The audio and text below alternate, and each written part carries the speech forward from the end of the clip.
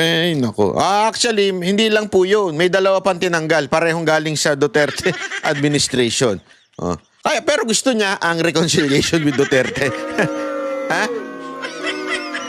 Pero ito, parehong dalawang galing sa gobyerno ni Duterte ang tinanggal ni Marcos. Bukod sa bagong hepe ng PNP, dalawa pang bagong miyembro ng gabinete ang pinangalanan ng palasyo kanina. Live mula sa Malacanang, nangunguna sa balita si Marian Enriquez. Marian, sino-sino pa mga bagong opisyal ng Malacanang ngayon? Yes, JV, mismo nga si Executive Secretary Lucas Bersamin yung nag-anunsyo nitong mga tinamaan po ng balasahan sa gabinete nga ni Pangulong Bongbong Marcos. At inalis na nga po si Menardo Guevara bilang Solicitor General at papalitan po siya. O, si Menardo Guevara, alam naman po natin, nagaling din po yan sa administrasyon ni Pangulong Duterte. Di ba? At ano pa, may issue pa dyan eh. UP College of Law, Dean Darlene Berberabe, na nanumpana kay Pangulong Bongbong Marcos kaninang umaga sa palasyo. Actually, itong si Berberabe nagtapos po bilang summa cum laude in philosophy sa UP at salutatorian sa College of Law. At hindi na rin po bago si Berberabe sa gobyerno dahil naupo na rin siya bilang Chief Executive Officer ng Pag-ibig. Samantala, sinabi naman po ni Bersamin, itinanggi niya itong sinasabing may kinalaman daw ba itong pag-alis kay Guevara doon sa kanyang pag-recuse o pagtanggi na maging kinatawan o magtanggol sa gobyerno dito nga po sa inihaing reklamo ng Duterte camp sa Korte Suprema kaugnay ng aresto kay Pangulong o kay dating Pangulong Rodrigo Duterte. Sa madaling salita, naalala ninyo yung siya po ay tumanggi na ipagtanggol ang gobyerno sa pagka-aresto ni Pangulong Duterte, yung illegal arrest. Mismong abogado ng gobyerno ni Marcos ang tumanggi na i-represent yun. Ayan po yung si Guevara. Kasi nga, yan ang professional. Di ba? Pag nakita niyang may mali, pag may nakita siyang sandali, sabi tayo dito, boss, I cannot represent this. Tanggal. Nakita niyo yung comparison, ha? Comparison na si Torre sumunod sa questionabling utos. Sumunod sa opinion ng iba na mali na utos. Sinunod niya, nirewarda ni Marcos na ang mas mataas na posisyon.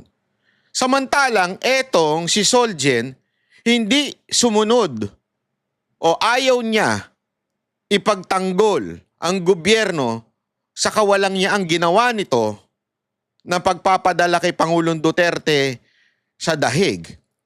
Siya namang itinanggal ni Marcos. You can see the professionalism here, Bersamin. Eto professional eh. Hindi niya tinanggap kasi sa tingin niya alanganin. Sabit sa tingin niya. Mamalabo. Wala tayong ano dyan. Wala nang ano eh. Wala nang jurisdiction ng ICC sa atin. Eh. Ba't ko'y pagtatanggol yun? Ganun ang dating yan. Professional. Di ba?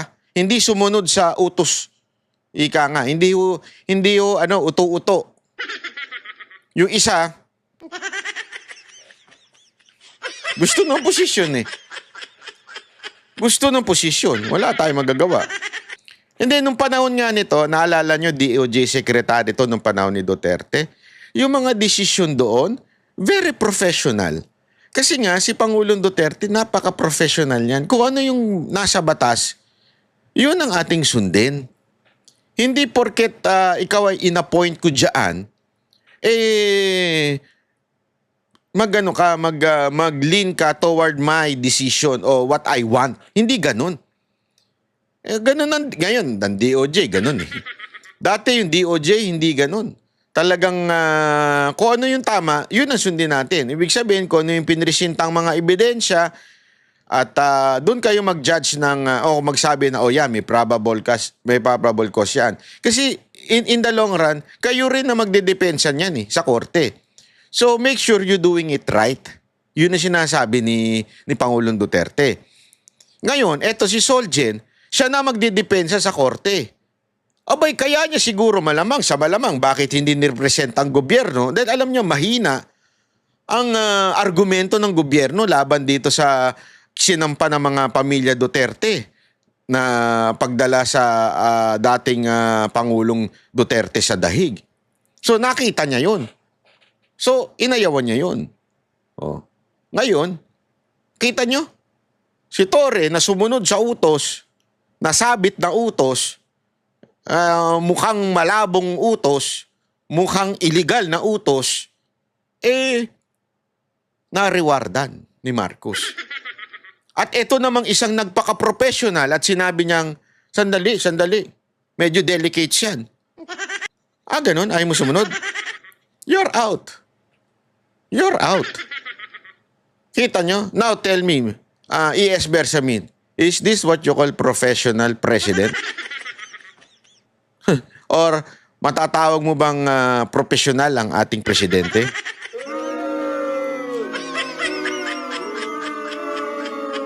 You understand, people of the earth? This is such a pathetic. ICC. Sabi niya, wala raw pong kinalaman itong insidenteng ito doon sa Wala daw kinalaman. Bulahin nyo lelong yung panot.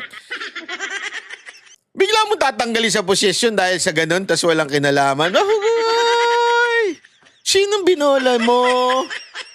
Agoy. kay Guevara po bilang Solicitor General. Samantala, bukod po kay Guevara ay tinanggap na rin po ni PBBM itong resignation ni Commission on Higher Education Chairperson Popoy de Vera.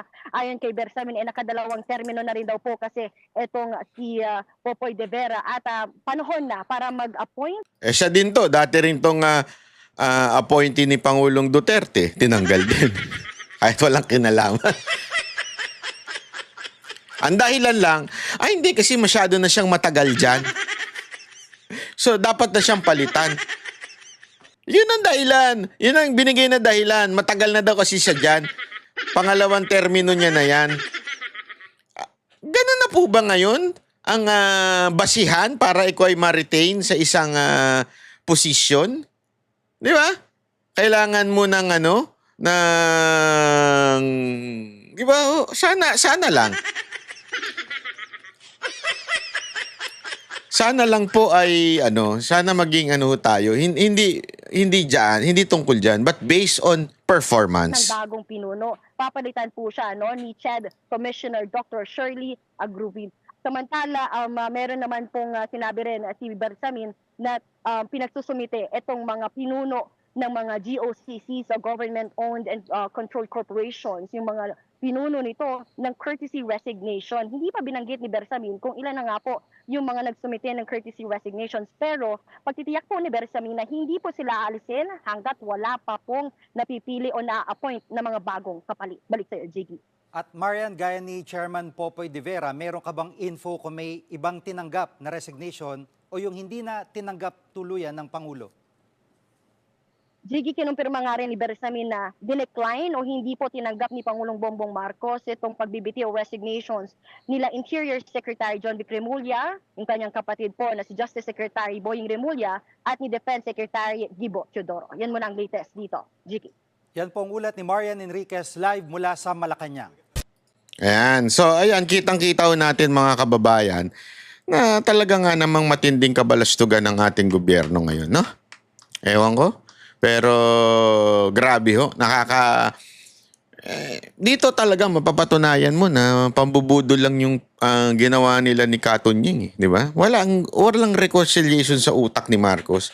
Wala siyang plano, di ba? Wala siyang plano na kaya ay nako. Anyway, yun lang po. Maraming salamat po sa mga nanood. Sana po mag-subscribe po tayo kasi alam niyo naman, di ba? Yan ang nanonood sa atin ay ang subscriber sa atin habang nanonood ay 52% ang hindi nakasubscribe. Ang subscriber naman natin habang nanonood ay 47 o 48%. So ibig sabihin mga kababayan ay marami sa nanonood hindi man lang nagsusubscribe. Paano nyo po mapapanood ang ating video kung hindi kayo nakasubscribe? Kailangan po nakaklik pa nga yung notification bell para masigurado ninyo nakasubscribe kayo at ma-inform kayo pag merong tayong video. Abay, pambihira ho, ah. Baka naman po pwede. Kung pwede lang naman po. Ako naman po yung nakikiusap lang. Libre lang naman po yan.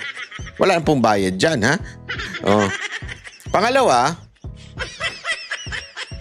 mas on time ang mga update natin sa Facebook at saka sa TikTok. So baka naman pwedeng mag-follow na rin po kayo sa Facebook.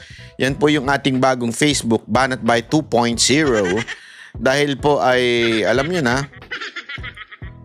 naman, itong Facebook na itong gulo-gulo. Yung kaka 1 million ko lang na Banat by na page, ay bigla nilang sinabing impersonator daw ako. Anak ng wewe naman yan. Paano ako nag-impersonator? O, tapos dyan din sa TikTok, dyan, maganda rin dyan. Para habang nagsaswipe kayo sa TikTok, meron kayong makikitang mga produktong maaari niyong bilhin. Yung TikTok, puro na lang produkto. Nakakaano dyan. Pag nag-swipe ka na dyan, maybe pinapanood ka mga gandang video, di ba? Kesa na yung video na papanood mo, yung mga produkto. Tapos, bigla ka na lang mapapa-add to cart. Yari ka talaga dyan, Anyway, maraming salamat po, ha. Sana po suportahan nyo, ha, ang atang patuloy na paggagawa ng mga content dito sa Banat Bay. At maasahan ninyo, walang fake news. Maasahan ninyo pag tama, pinapalakpakan, pag mali, binabanatan. At maasahan din nyo yung tunay lamang ang ating ibinabalita at walang dagdag bawas. Tayo'y malaya na nagko-komento. At whether ito'y nasa ang panig pa man, nasa Marcos side, so Duterte side, nasa Pinklawan side, ang ating pong komento ay naayon po sa kanilang ginagawa at hindi sa kung sino sila at kung anong kulay nila. Okay? Maraming salamat po. God bless everyone. Ako po si Banat Bay. Kami ang boses ng masa, hindi natatakot. Katotohanan lang, di kami nalulunod. Walang bahid ng sismis, lahat ay totoo.